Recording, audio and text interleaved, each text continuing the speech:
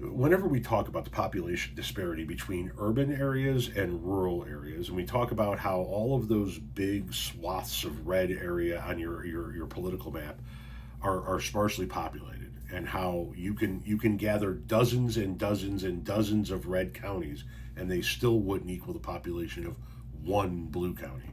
We always get some form of this reply.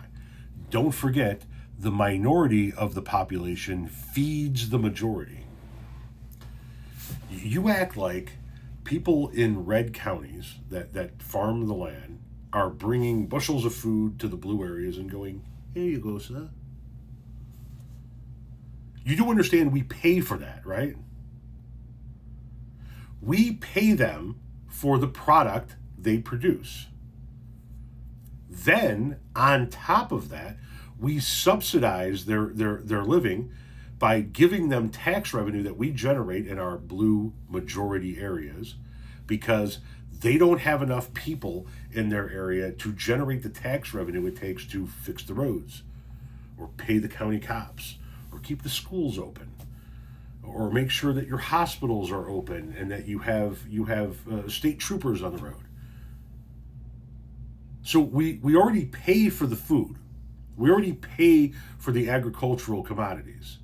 And then we still subsidize your counties, towns, and municipalities on top of that.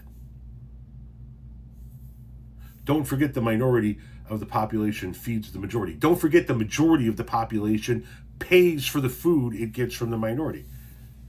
We can go ahead and outsource the food, something we don't want to do, but we can go ahead and outsource the food if you want to, and you guys can sit there with an abundance of food and nobody to buy it.